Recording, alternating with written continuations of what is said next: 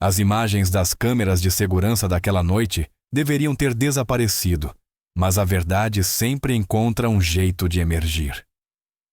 Quando 4 mercenários altamente treinados entraram no restaurante Ouro em Garfo, em São Paulo, eles acreditaram que seu alvo Júlio Thorne, o bilionário CEO da Thorne Segurança Digital, estava indefeso.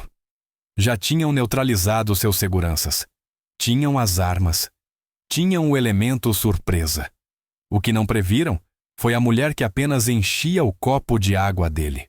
Para eles, ela era só uma garçonete, uma serva invisível, com um avental manchado. Eles estavam errados. 5 minutos depois, a Polícia Civil chegava e encontrava o bilionário intacto e 4 assassinos caídos no chão. Esta é a história de Sara Moreira. A mulher que não serviu apenas o jantar, ela serviu uma lição brutal de sobrevivência. A chuva martelava sem piedade as enormes janelas do Ouro em Garfo, um dos restaurantes mais exclusivos dos Jardins. Lá dentro, o ar tinha cheiro de azeite trufado, conhaque envelhecido e dinheiro antigo. Sara ajustou o avental fazendo uma careta. Quando o tecido rígido esfregou a cicatriz embaixo de sua costela, um souvenir de uma vida que ela tinha enterrado 3 anos antes, bem longe dali.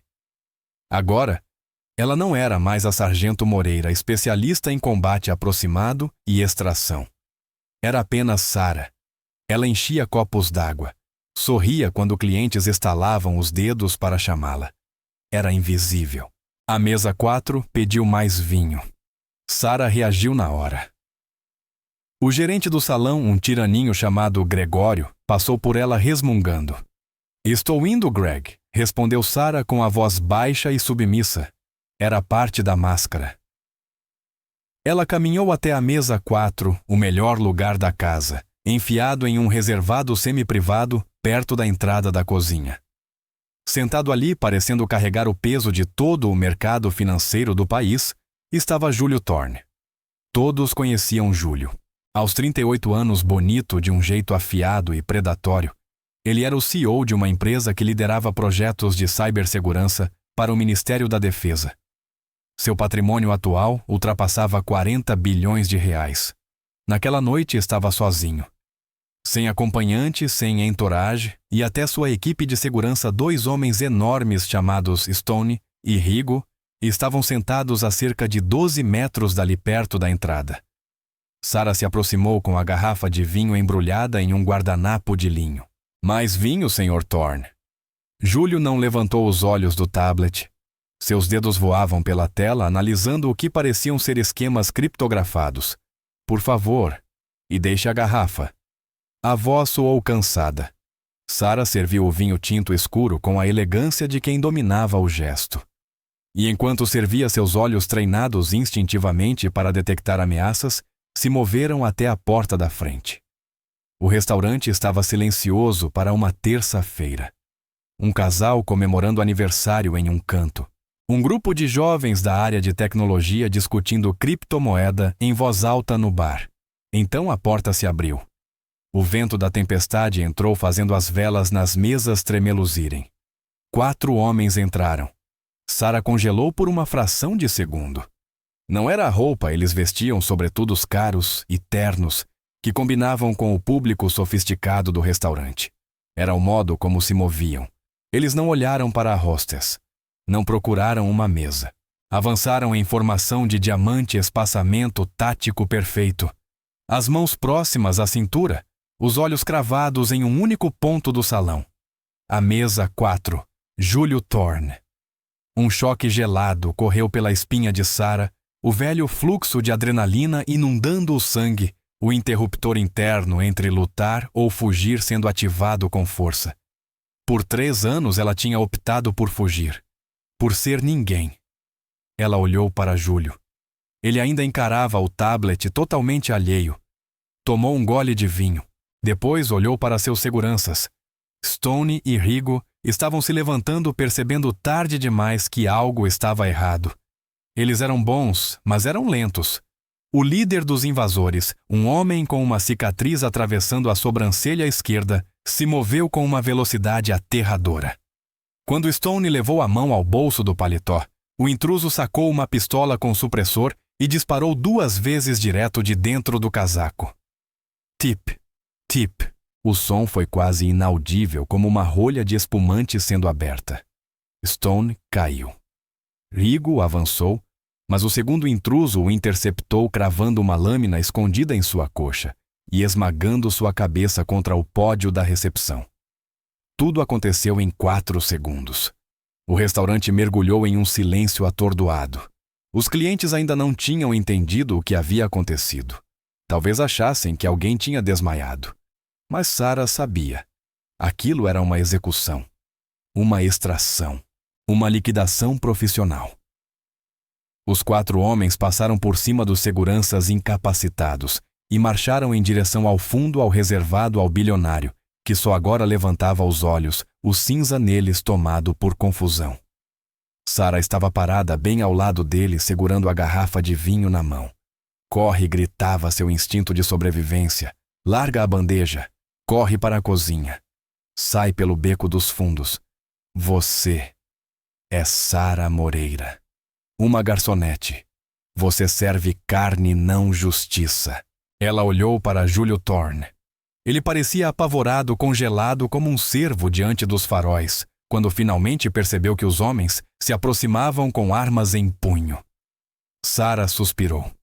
Hoje não. Senhor Thorne. Abaixe-se, disse Sarah. A voz não tinha mais nada da suavidade submissa de uma garçonete. Agora era um comando grave e áspero como pedras se triturando. O que Júlio piscou encarando a garçonete, com quem não trocara um único olhar a noite inteira. Abaixe. Sarah não esperou.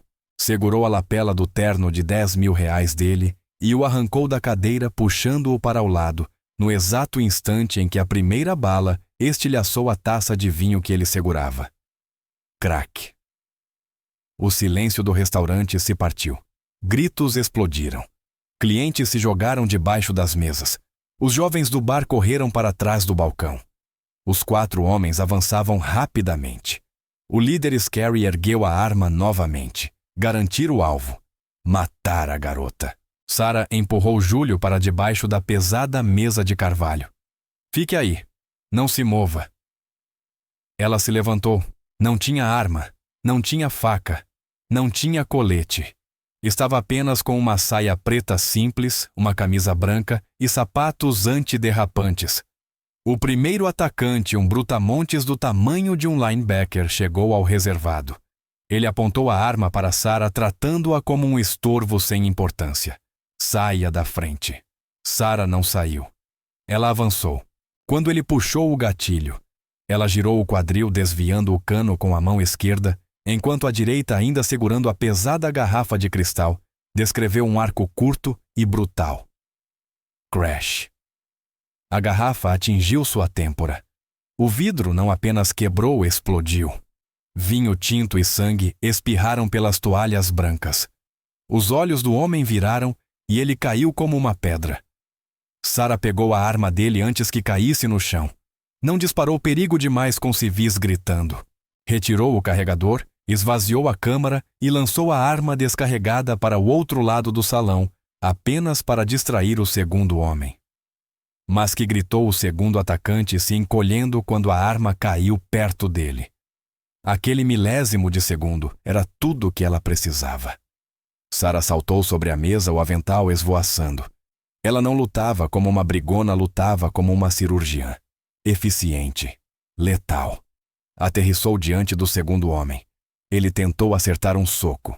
Ela abaixou, pegou uma faca de churrasco da mesa vazia ao lado e a cravou para baixo, não no peito, mas na carne da mão que segurava a arma. O homem gritou. Sarah o silenciou com um golpe de palma no queixo, quebrando seu maxilar com um crunch doentio. Ele caiu segurando a mão mutilada. 2 já foram. Faltam 2. Júlio Thorne espiava debaixo da mesa, os olhos arregalados. Observava a mulher que lhe servira água 10 minutos antes desmontar um esquadrão de assassinos com a velocidade de um demônio.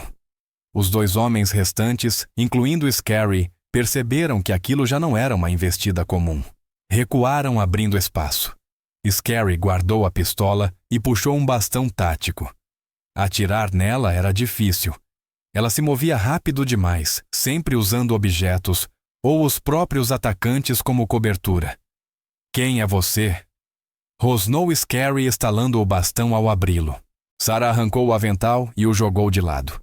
Estalou o pescoço, o som ecoou como uma ameaça. Pegou um pesado moedor de pimenta de madeira da mesa, uma arma ridícula nas mãos de qualquer pessoa. Nas dela, parecia um martelo de guerra. Eu sou só a garçonete, disse Sarah. E você nem deixou gorjeta. Scary avançou. Ele era melhor, treinado. Fingiu um golpe alto e atacou baixo, mirando destruir o joelho dela. Sarah não recuou.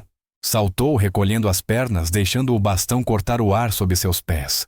Ao cair, usou a gravidade. O moedor de pimenta desceu com força brutal sobre a clavícula dele. Crack!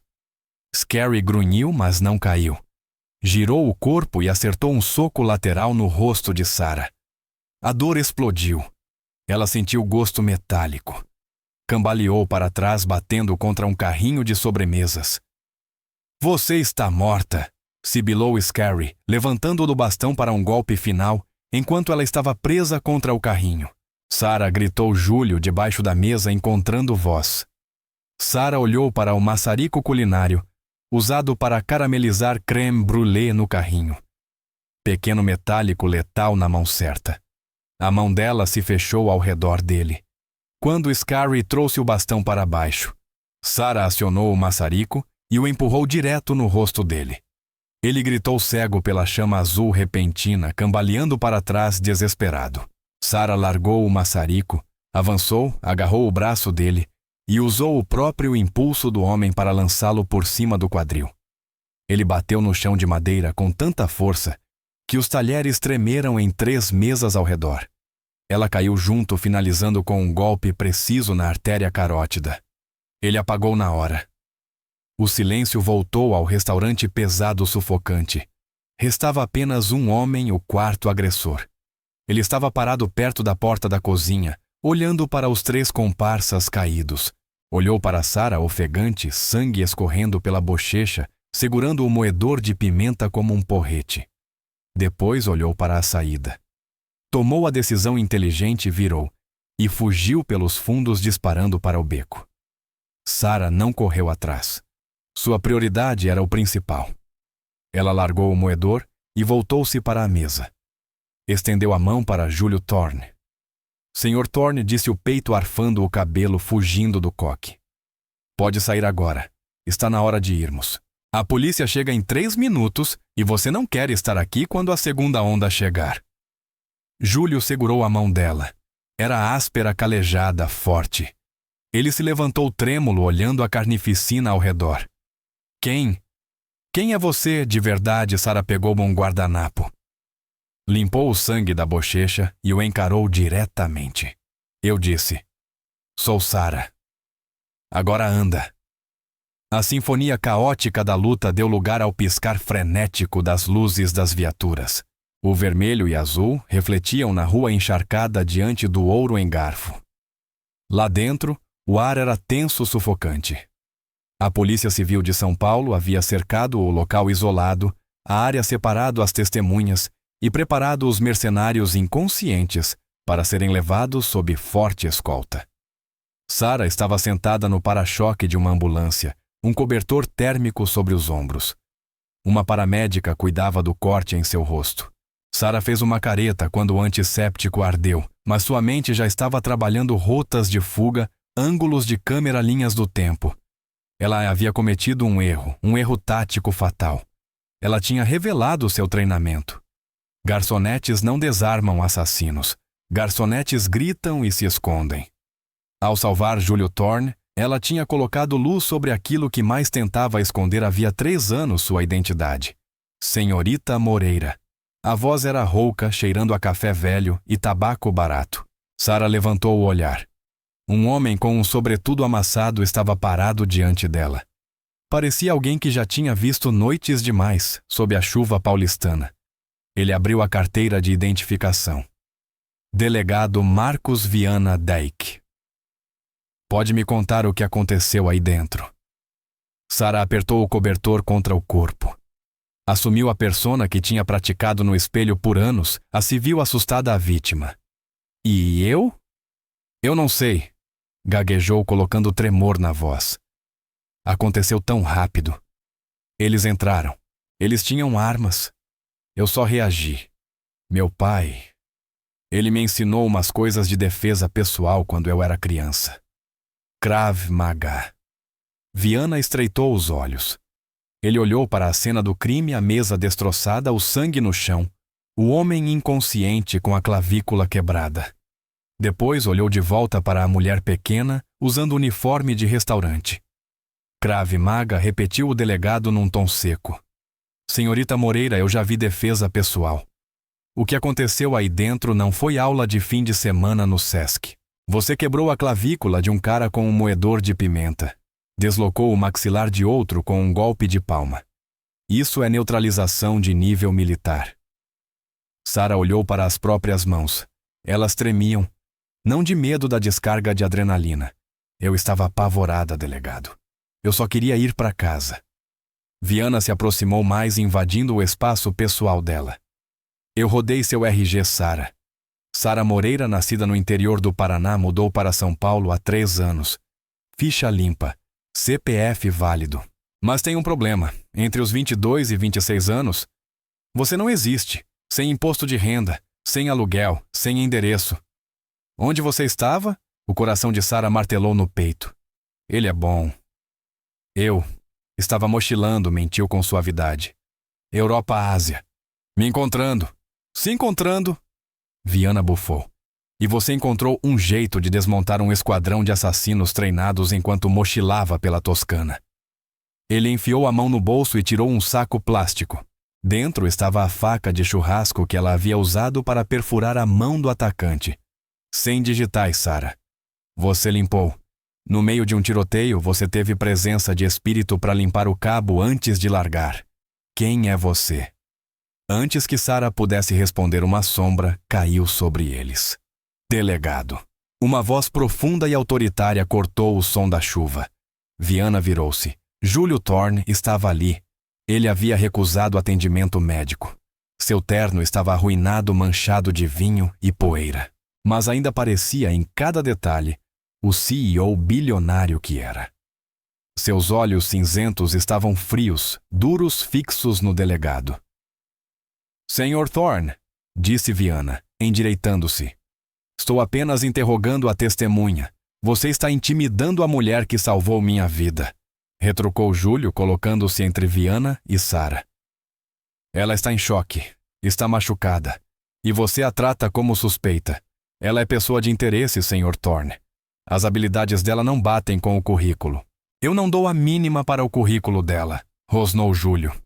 Eu me importo que seu departamento falhou em detectar uma equipe de mercenários circulando pelo centro de São Paulo. Me importo que minha própria equipe de segurança foi inútil. Esta mulher é uma heroína. E será tratada com respeito. Eu vou levá-la comigo. Viana ficou tenso. Você não pode simplesmente tirar uma testemunha de uma cena de crime. Observe, disse Júlio. Ele puxou o celular. Vou ligar para o secretário de segurança. Acredito que a campanha dele para a reeleição teve uma contribuição generosa da Thorne Segurança Digital no último trimestre. Você quer ter essa conversa comigo, delegado? A mandíbula de Viana travou. Ele olhou para Júlio, depois para Sara. Sabia quando estava ultrapassado, pelo menos politicamente. Tudo bem, cuspiu Viana.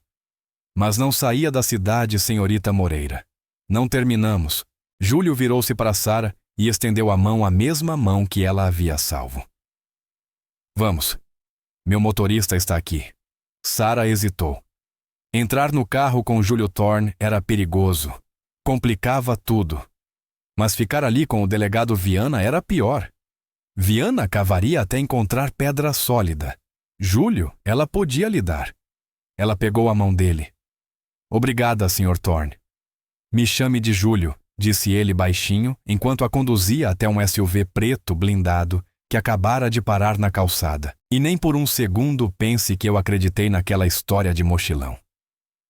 A viagem até o apartamento de Sara foi silenciosa. O SUV blindado, um monstro com vidros capazes de deter projéteis de precisão, deslizava pelas ruas chuvosas da cidade. Sara sentou-se no banco de trás de frente para Júlio. Observou-o. Ele não estava mais no celular. Estava observando ela. Pode me deixar na esquina, disse Sara, enquanto entravam na região decadente da Vila Buarque. Meu prédio é logo ali. Eu sei onde você mora, respondeu Júlio. Ele tocou uma tela embutida no apoio de braço. Pedi para minha equipe puxar seu arquivo do RH do restaurante enquanto dirigíamos. Sara ficou rígida. Isso é legal. Sou um bilionário que quase morreu esta noite.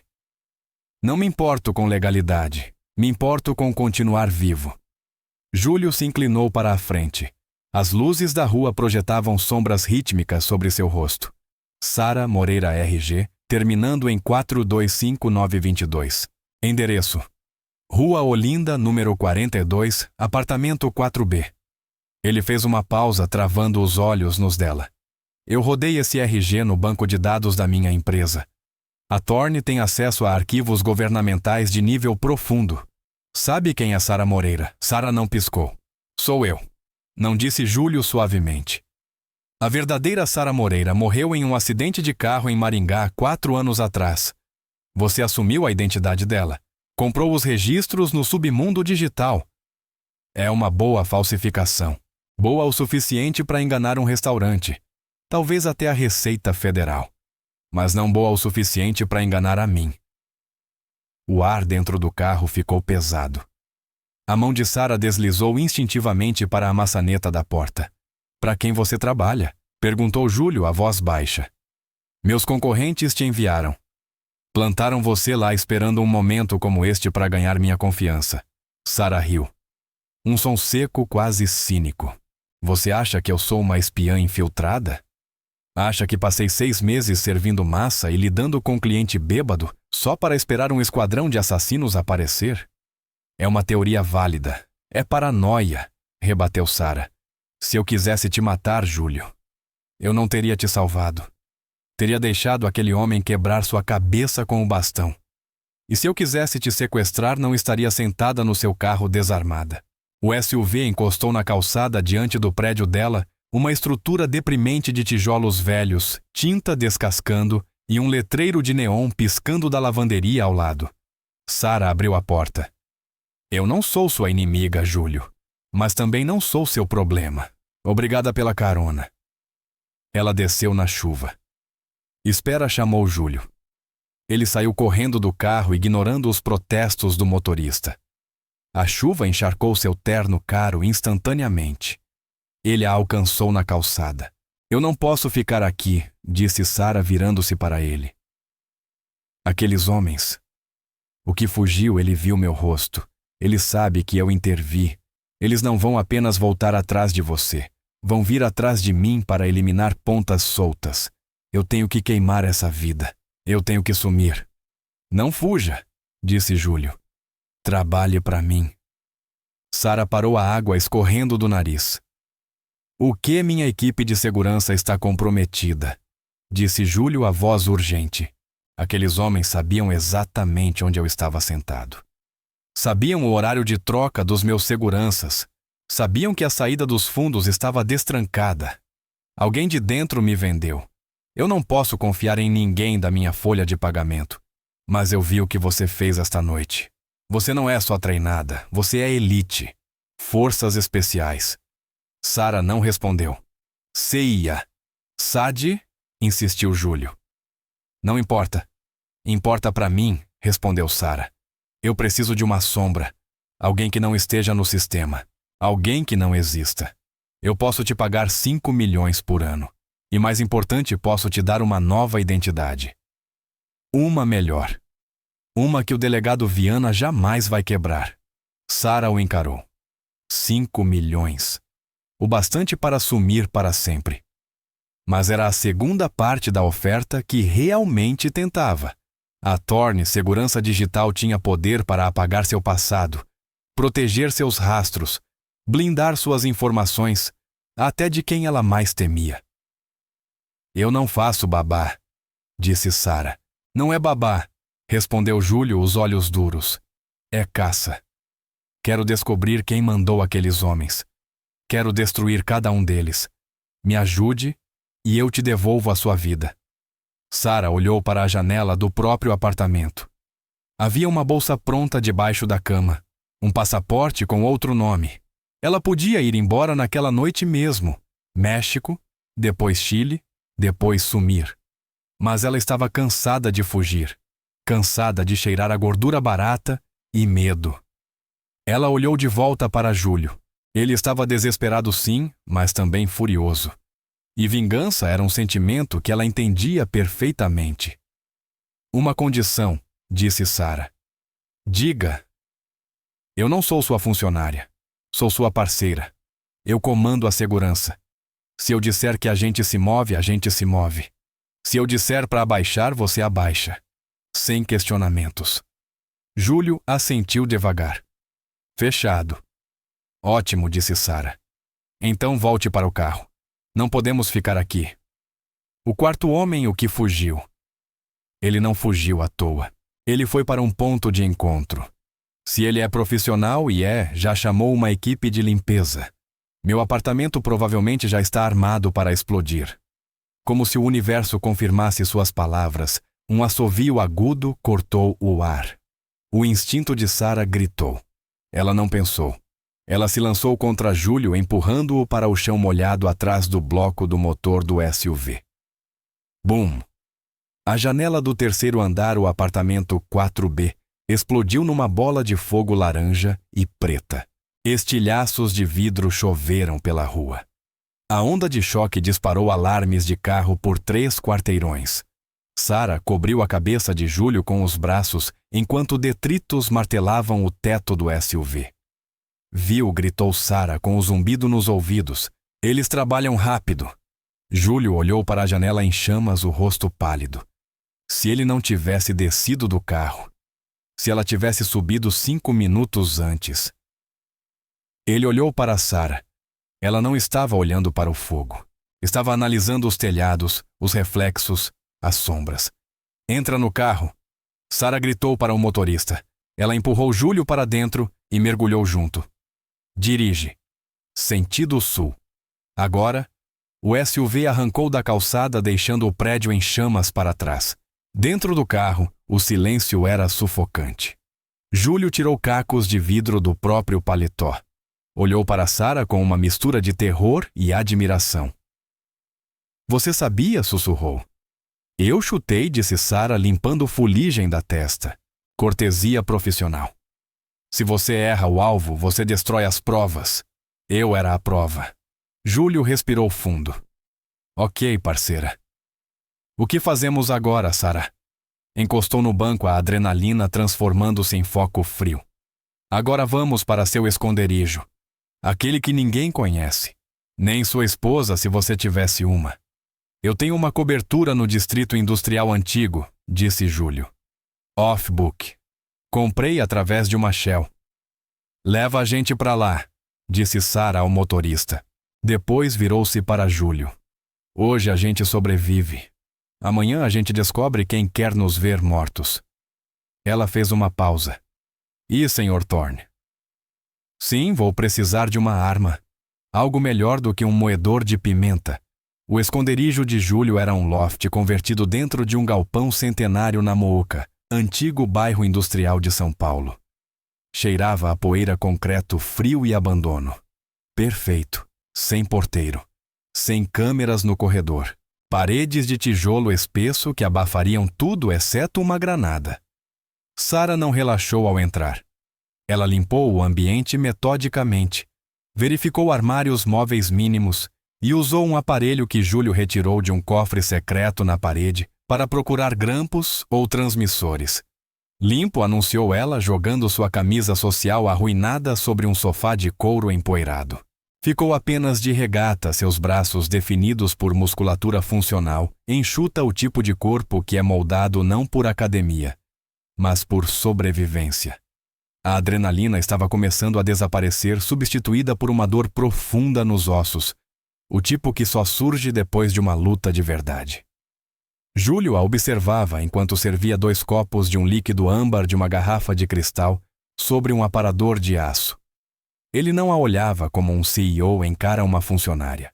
Ele a olhava como um homem encara uma arma carregada apontada diretamente para ele com respeito e uma boa dose de medo. Uísque de 20 anos, disse Júlio entregando-lhe um copo. Ajuda com o tremor. Sarah pegou. A mão firme. Eu não tremo.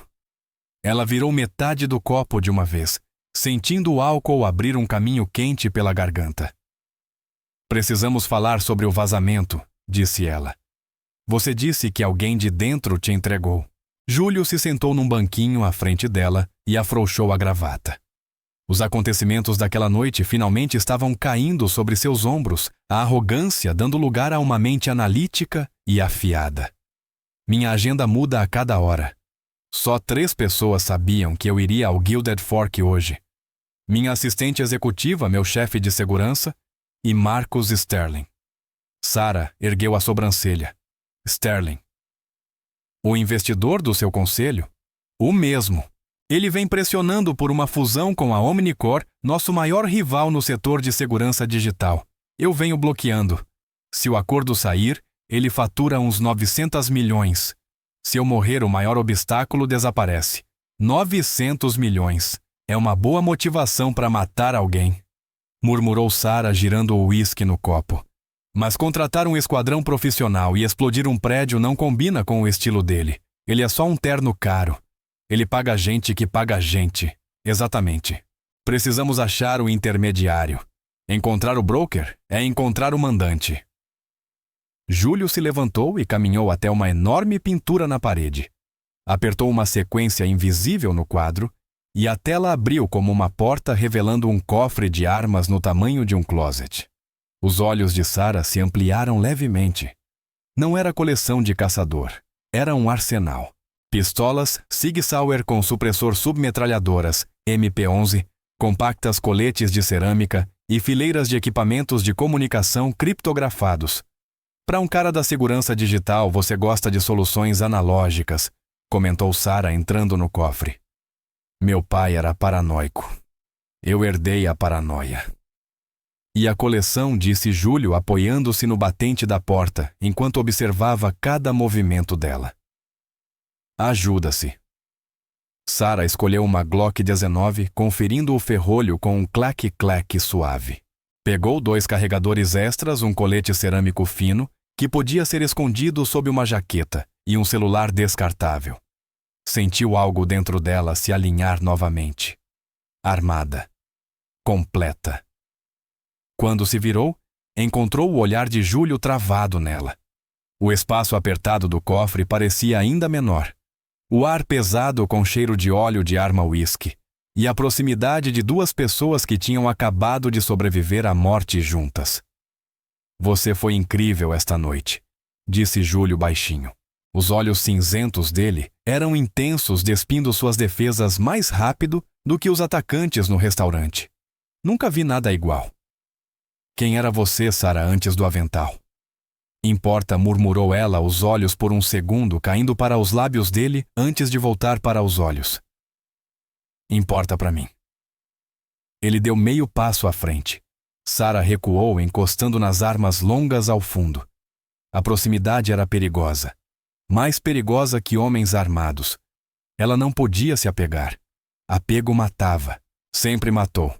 Temos trabalho a fazer, parceiro, disse ela, a voz tensa. Foco.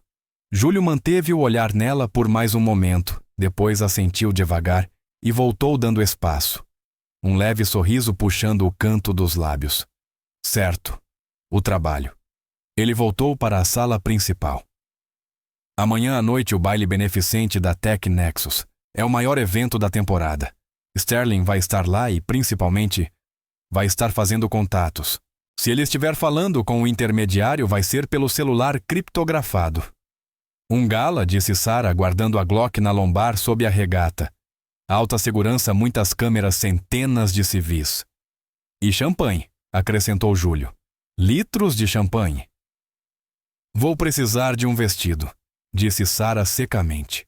Algo que combine com uma 9mm. O salão de baile do Hotel Unique, imenso, iluminado por lustres de cristal, era um mar de smokings impecáveis e vestidos de grife. O ar vibrava com conversas polidas, taças tilintando e aquele subtexto silencioso de disputa corporativa que definia a elite da tecnologia paulista. Júlio Thorne entrou parecendo um imperador, mesmo com o ombro roxo escondido sob o terno feito sob medida. No braço dele, vinha uma mulher que fez a sala inteira parar num raio de 10 metros. Sara vestia um longo vestido de seda verde esmeralda que moldava seu corpo atlético como se tivesse sido feito sobre a pele. Elegante e sedutor e com uma fenda alta o suficiente para permitir um chute no queixo de alguém se necessário. O cabelo estava preso num coque intrincado, expondo a linha limpa e afiada do pescoço. Ela parecia uma modelo de passarela. Ela se sentia uma víbora enrolada para o bote. A Glock 19 estava presa à parte interna da coxa de Sara, em um coldre compressivo totalmente invisível sob a seda do vestido. Um micro-auricular escondido no canal auditivo conectava sua comunicação diretamente à de Júlio. "Sorria, meu bem", murmurou Júlio, inclinando-se para beijar sua bochecha para benefício dos fotógrafos. "Você está com a cara de quem vai quebrar o pescoço de alguém." "A noite ainda é jovem", respondeu Sara por entre os dentes, estampando um sorriso vazio e deslumbrante no rosto. "O alvo", ela sussurrou. Às 2 horas, perto da escultura de gelo, conversando com o senador, Sara avistou Marcus Sterling, agora adaptado ao Brasil, como Marco Sterling, um homem corpulento de quase 60 anos, cabelo grisalho e um sorriso que nunca alcançava os olhos pequenos e predatórios. Ele dominava a conversa, rindo alto demais da piada do senador. "Certo, aqui vai o plano", murmurou Sara pelo comms. "Você puxa a conversa com ele. Deixa ele irritado. Preciso chegar a uns 60 centímetros dele com a bolsa por 30 segundos para clonar o telefone via assinatura RFID. Entendido. Tenta não quebrar nenhum osso enquanto eu trabalho."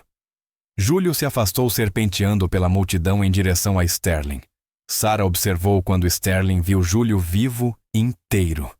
O sorriso dele vacilou por 1 milissegundo, antes de voltar ao rosto com vigor forçado.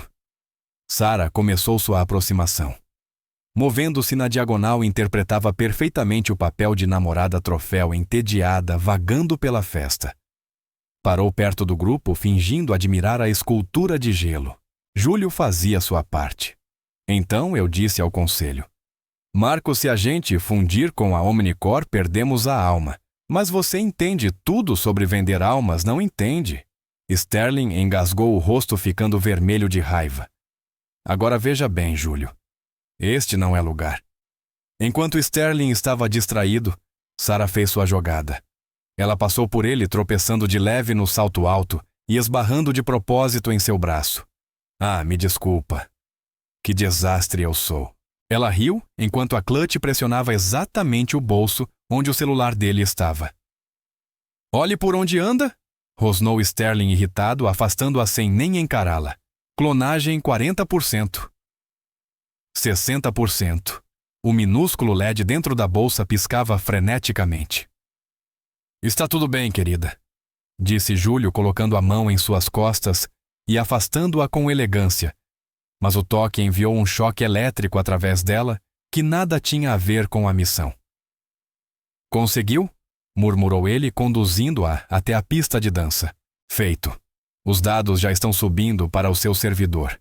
Em 10 minutos, teremos as mensagens e registros de ligações." A orquestra começou um valsar lento e imponente. "Dance comigo", disse Júlio. Não era um pedido.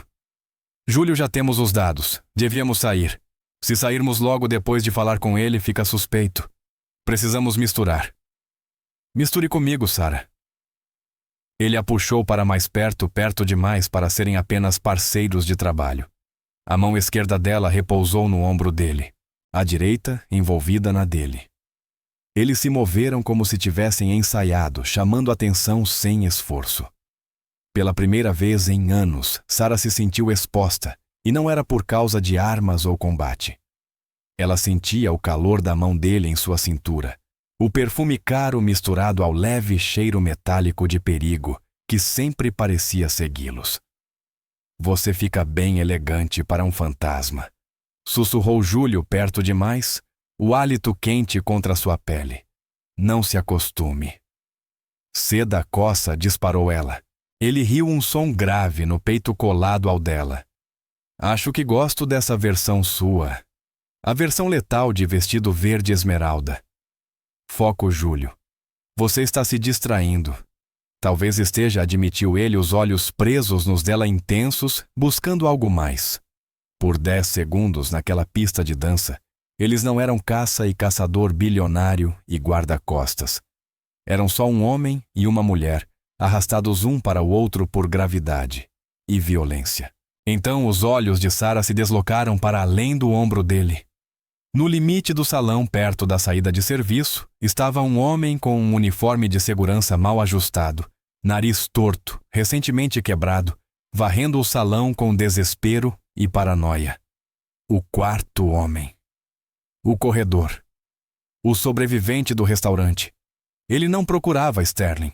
Ele procurava eles. E seus olhos encontraram o vestido verde esmeralda de Sara. Reconhecimento. Depois, pânico puro. Ele levou a mão ao próprio auricular. Júlio Sara sussurrou a voz virando gelo. Fomos expostos. O corredor está aqui. 3 horas. Ele acabou de nos identificar. Júlio girou com ela como se fosse parte da dança até ver o homem. Droga! Sterling deve ter contratado os sobreviventes para a segurança próxima. Ele está chamando reforços. Temos talvez 30 segundos antes que isso aqui vire um tiroteio. Precisamos sair agora.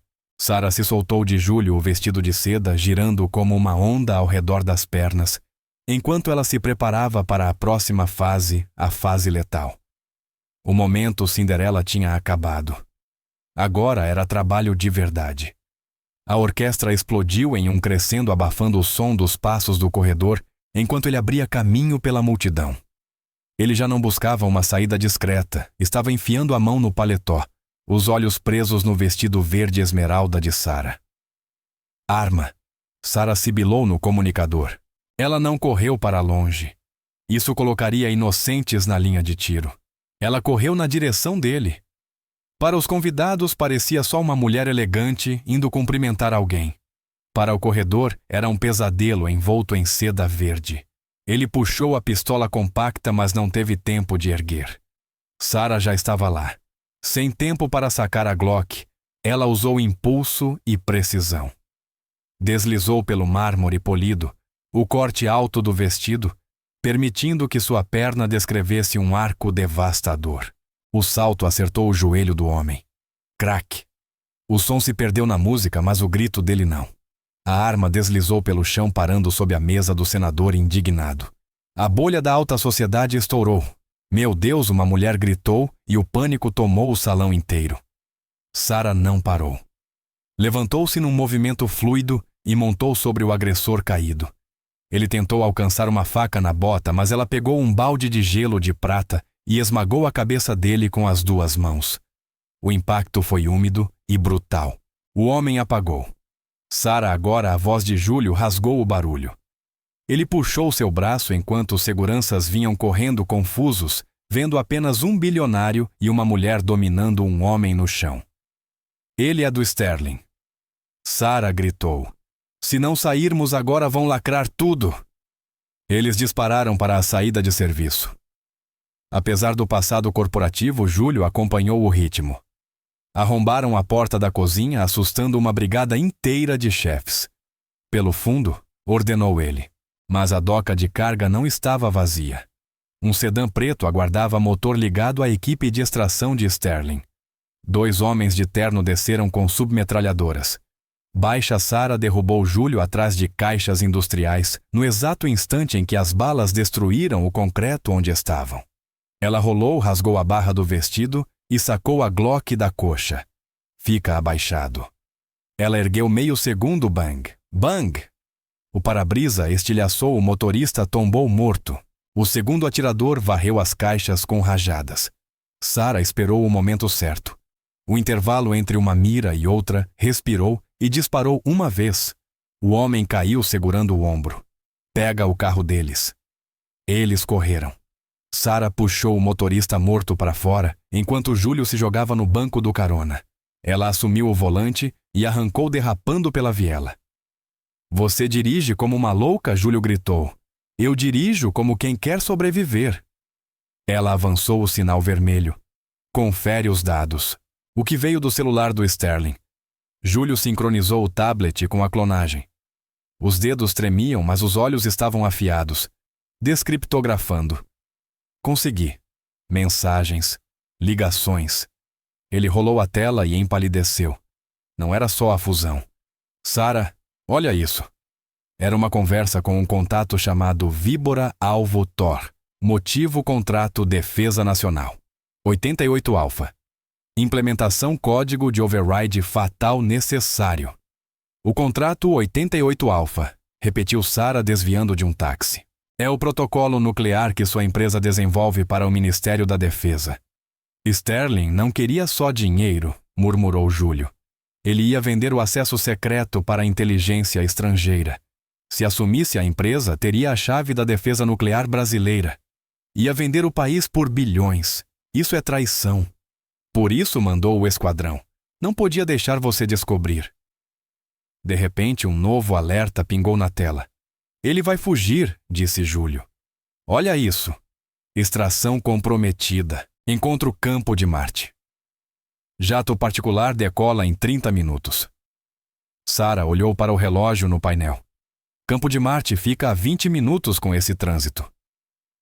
Ele está fugindo, murmurou. Não podemos deixar ele decolar. Se sair do país, desaparece com os códigos que já roubou. Os olhos dela mudaram. Já não era a garçonete, nem a guarda-costas. Era a soldado. Segura firme. Ela pisou no freio e derrapou o carro numa curva fechada, entrando no acesso da marginal Tietê. Pisou fundo. O motor rugiu. O velocímetro passou dos 160 km/h. Vamos pegar um avião. O pátio do campo de Marte estava escuro, iluminado só pelas luzes das pistas e pelos holofotes dos hangares privados.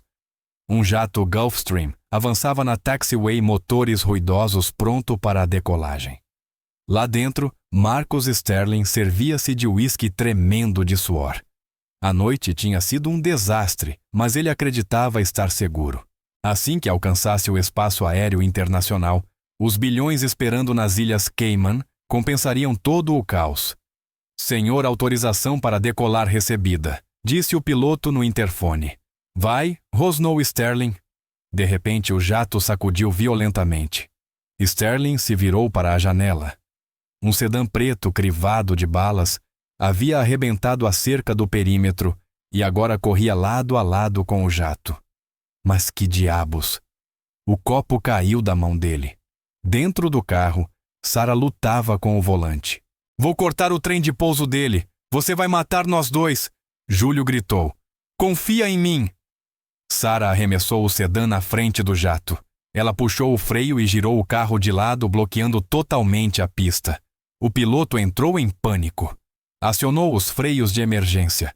O jato derrapou pneus, fumegando o trem de pouso, gritando, e parou a centímetros do para-choque do sedã. Antes mesmo dos motores reduzirem, Sarah arrombou a porta do carro com um chute.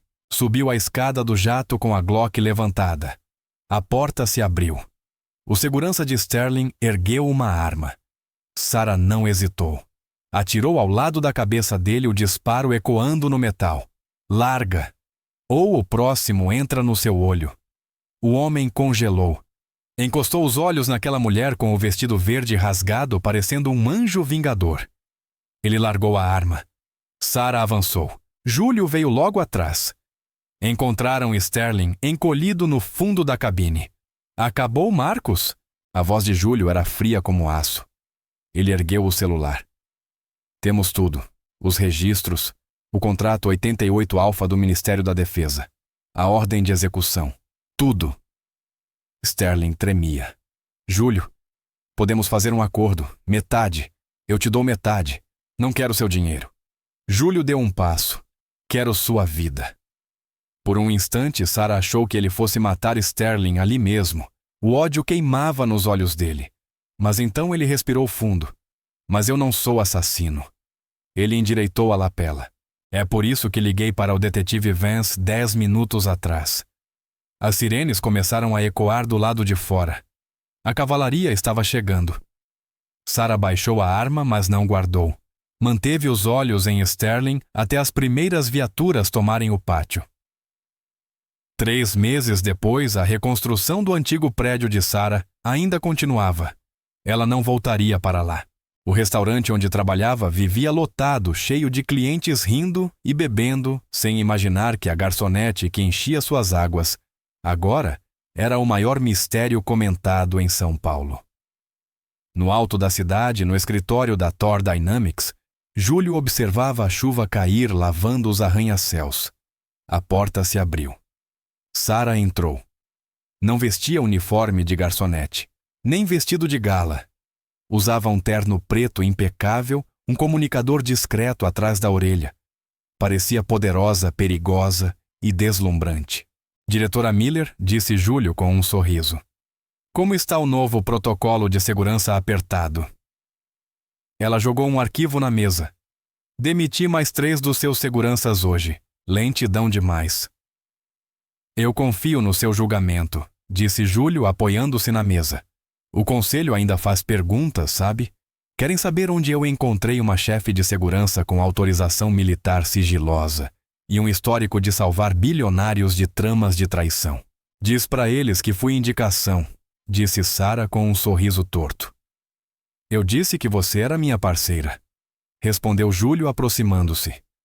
A distância profissional entre os dois havia diminuído muito nos últimos meses, desgastada por traumas compartilhados e uma química impossível de ignorar. O Sterling foi condenado hoje, disse Júlio em voz baixa. Prisão perpétua sem chance de recurso. As acusações de traição pegaram. Ótimo, disse Sarah. Ele merecia. Eu nunca te agradeci direito, continuou Júlio. Naquela noite você podia ter fugido. Podia ter desaparecido. Por que ficou Sarah o encarou? Pensou nos anos solitários nas sombras, no medo, no silêncio. Depois olhou para o homem à sua frente, o homem que lhe deu um motivo para parar de correr. Eu estava cansada de servir vinho, Júlio, disse ela, a voz em um sussurro baixo. Decidi que era hora de virar a mesa. Júlio levantou a mão e tocou seu rosto deslizando o dedo pela cicatriz fina que ela ganhou naquela noite. Ainda bem que você virou, murmurou ele inclinando-se. Dessa vez não havia homens armados, nem explosões, nem adrenalina. Só a promessa elétrica silenciosa de um novo começo. Sarah não recuou. Ela inclinou o rosto na direção do toque dele. Só lembra de uma coisa, chefe. Ela sussurrou, os olhos brilhando. O quê? Eu ainda não faço o papel de babá. Júlio riu, aproximando-se até o fim. Jamais pediria isso. E enquanto se beijavam acima das luzes da cidade, Sarah Miller finalmente percebeu que não era mais invisível. Ela era vista. Ela estava segura. E pela primeira vez em muito tempo, estava em casa. Esta história lembra a todos nós que nunca se deve julgar alguém pelo uniforme. O mundo via Sarah como apenas uma garçonete, alguém para ignorar, alguém para mandar. Mas por trás do avental, havia uma guerreira esperando seu momento. É uma lição poderosa sobre respeito. Cada pessoa que você encontra carrega uma história, uma batalha e forças escondidas, que só aparecem quando a pressão é máxima. Também mostra que lealdade verdadeira não se compra com dinheiro. Júlio tinha bilhões, mas sua vida foi salva justamente pela única pessoa a quem ele nunca pagou um centavo. Espero que você tenha curtido essa montanha-russa de história. Se você gostou da transformação da Sarah de garçonete, a protetora implacável, já deixa seu like. Isso ajuda demais o canal a crescer. E você, o que faria se estivesse naquele restaurante naquela noite? Comenta aqui embaixo. E se quiser mais histórias emocionantes como essa, se inscreva e ative o sininho para não perder nenhum vídeo. Obrigado por assistir.